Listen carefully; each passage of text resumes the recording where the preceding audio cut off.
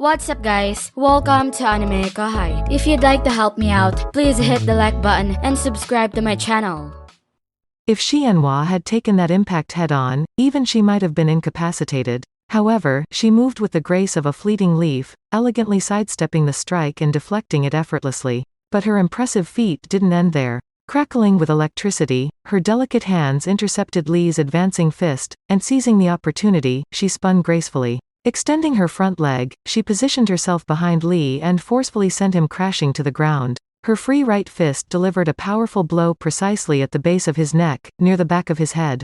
It was a mesmerizing and dynamic maneuver. Lee's lightning-fast fist was helpless against her swift actions. The pain shot through his body, and the strike to a pressure point left him reeling. Yet, being a Yoma general, Lee managed to rise to his feet. That was painful, Lee remarked. It would have finished off any of my subordinates.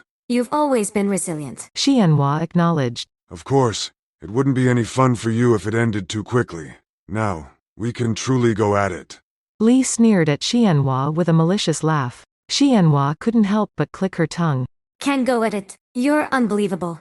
Huh? No, I didn't mean it like that. Lee had an oddly innocent side to him, but Shien Wa resumed her assault without hesitation. Meanwhile, in the sideline conflict of the day's battles, Billy of the U.S. Secret Service confronted David Reagan, Azalea's Supreme Commander of the Southern Fleet. Sir, you are under suspicion of treason against the United States of Azalea. I advise you to contemplate your defense in a court of law. Not very likely, my boy. I'm no longer even human. Your courts hold no jurisdiction over me. In that case, I'll have to take you into custody. If you resist, I must inform you that I am authorized to use lethal force. Don't amuse me. I've transcended all human limits. Your little weapon wouldn't even scratch me. David grinned widely as he boasted, and Billy responded by pulling the trigger without hesitation. After all, in the realm of battle tactics, striking when the enemy least expects it is fundamental. Billy unleashed a projectile that showcased his combat mastery, an extraordinary round meticulously crafted over a day, with a week's accumulation of spiritual energy for each. With only 7 of these specialized bullets in total, his Smith & Wesson Model 27 held 6 chambers, armed with these potent rounds. Recently transformed into a god-class weapon by Velgrund, each shot now possessed the force to breach David's defensive barriers. The initial shot pierced through David's heart, leaving the commander astonished. While he had acknowledged Velgrund's threat, he had assumed no one else present posed a danger, a grave miscalculation. What is happening? His anxiety surfaced, realizing that even in his Yoma state, Billy's firearm could harm him. The newfound determination of the Yoma within him failed to recognize David's deep-seated frailty. Possession had been straightforward due to that feeble resolve, but it was fast becoming a severe drawback. Casting a glance to his side, he witnessed Lee Jinlong's fierce struggle against Shien Wa, further unsettling him. How could something so absurd be transpiring? Is your perspective changing now, sir? Billy taunted him slightly. This was not an ordinary battle, and catching the opponent off guard was crucial for victory. With 6 bullets remaining, 1 needed to be loaded into the empty chamber, and Billy knew David wouldn't easily permit that. He had to bring down the commander with the remaining 5 bullets, or defeat was imminent. The thought gave him pause, refraining from expending his entire ammunition supply on David at once. Both sides now shared a common sentiment: I must make the right moves here, or I'll end up on the losing side. An unforeseen deadlock began to take shape. Unlike other encounters, there was one particular showdown that stood out due to its significant imbalance. Delia, a Yoma, found herself pitted against a group of 6 warriors, a situation she deemed highly unfavorable. Why am I the sole target for 6 opponents? She burst out in frustration. Her irritation prompted her to express her discontent rather than keeping it bottled up. Well, even with 6 of you, it won't be enough. Step aside. Go assist those who truly need it.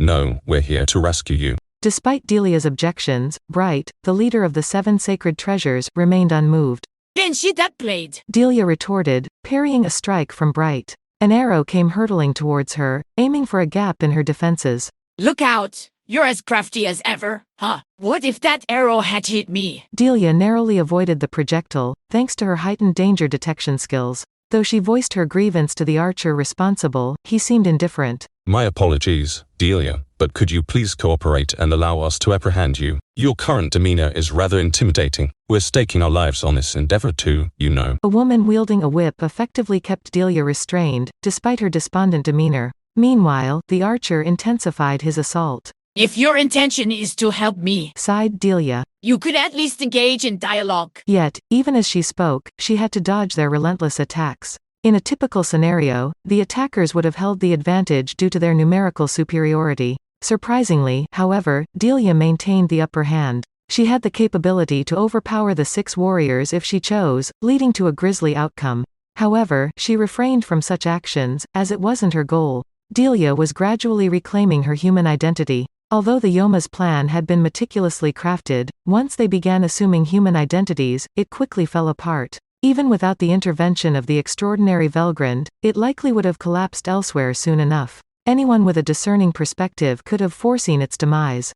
Amidst the chaos in the Yoma base's strategic conference room, Velgrund tended to Emil's injuries, while Pulcinella the Mad Priest observed the unfolding chaos with folded arms, maintaining a sense of calm amidst the storm. In the annals of revered holy figures, Pulcinella's name echoed with reverence. Yet, hidden beneath his saintly facade lurked a core of malevolence, a darkness skillfully veiled from prying eyes. In the unfolding present, he observed events with keen acumen, plotting his next moves fueled by the innate avarice that defines humanity.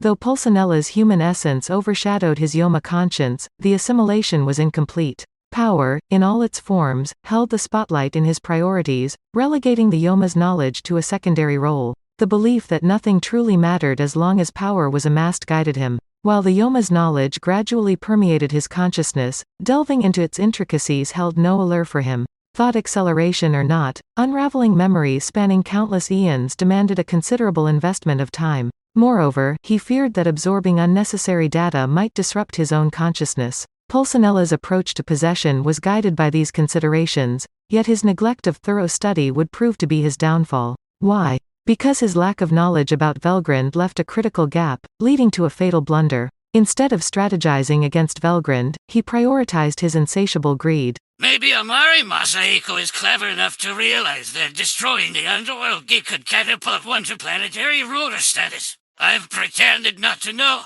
but that's the only logical explanation. He trusts me. Let's use these invaders to gain an advantage for myself. Pulcinella's plan centered on exploiting the ongoing chaos to dismantle the underworld gate and eliminate Amari. In his vision, this would establish him as the world's sovereign, viewing the current skirmish as the opportune moment. The Yoma within him had battled on the front lines as one of Cornu's commanders, granting him the additional skill of life drain.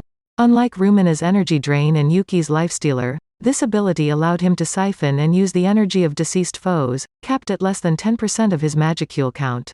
The skill couldn't be activated during combat, making it somewhat inconvenient but ensuring his growth with each battle, an advantageous byproduct. However, Pulcinella's boundless greed had amplified this skill to a staggering degree. The outcome was a unique ability called Fulfiller. When facing a weakened adversary, he could continuously drain their power until his own body was sufficiently nourished. Activation during battle remained challenging, but in the sprawling chaos of the conference chamber, filled with formidable combatants, it could prove exceptionally valuable. If I play my cards right, I might even double my power. Amari won't be a challenge anymore. He'll be my subordinate, breaking free from Cornu's grip. Pulcinella's thoughts were solely centered on his desires. Cornu held little importance to him. He patiently waited, carefully observing and selecting his targets. Shien Wa had an apparent advantage over Lee, but their battle proved more evenly matched than he initially thought. Despite wearing each other down, no clear victor emerged. Stealing power from the weak might raise suspicions among the stronger ones. Targeting genre seems like the perfect choice. She had been his primary focus from the start. His plans were set in motion long before arriving in the Chinese territories, and now everything unfolded according to his design. A sly smile crossed his face as he anticipated the moment when Shien Wa and Lee would be entangled, and that's when he planned to strike. Shien Wa and Lee Jinlong traded blows with smiles etched on their faces. I'm thrilled, Shien Wa. Finally facing someone I couldn't compete with before. Previous encounters would end with a single blow, but now Lee could hold his ground against her. This newfound ability brought him joy. Despite admiring Shien Wa and acknowledging her elevated status in the fighting ring, it was a bittersweet experience for Lee. He believed he might have inherited the Dragonfist style if Shien Wa hadn't been in the picture. However, witnessing the young Shien Wa's extraordinary talents ignited his desire to see how far she could go. Perhaps that marked his acceptance of defeat. Huh, Relying on someone else's strength instead of building your own doesn't mean much. Don't think you've got it all figured out. Surpassing you is all that matters. Oh, I get it. I'm not solely relying on my own power either. What? The one who inherits our style knows this secret, but it's not some hidden knowledge. So I'll spill it to you. The Hanpo I've inherited carries the wisdom and experiences of generations of masters in our style. I've soaked it all in, naturally making me a more formidable force than my predecessor. Our founder dreamt of becoming the world's strongest, a crazy ambition. But he chased it hard, resulting in the creation of this unbroken chain for his successors. Lee found the tale somewhat familiar, remembering the whispers that the successor always outshone their mentor. Now he got why. Even more impressively, Shien Wa's strength wasn't solely hers. It was backed by the collected knowledge of countless martial arts legends who came before her. So you're tapping into others' power too? Exactly. That's why you won't beat me. Humans can blaze new trails with the wisdom of their predecessors. The principles of Dragonfist worked in a similar way. Like a building needs a solid foundation, individuals must enhance their core abilities continuously to fully leverage others' power. Are you saying I slacked off in my training? Yes, if you can't harness the gifts you've got, they're just going to waste. It was a humbling realization, but Lee admitted the truth. Despite having more raw power, he struggled. No excuses. His morale was dropping, yet he oddly relished the situation. Despite no clear advantage, he felt a vague sense that victory was within reach. The exchange of deadly blows, a contest changing both sides forever, excited Lee. His Yoma side tried to hold him back, but he ignored it. More. I need more. I'll get stronger and stronger until I win. Any lingering inferiority complex against Shien Wa vanished as his thirst for victory surged. His Yoma side granted him extra power, a sign that complete assimilation was close. That's it for this video, guys. Thank you for always watching my videos and supporting my channel. A big thanks to the AnimeKouhai patrons who made this video possible.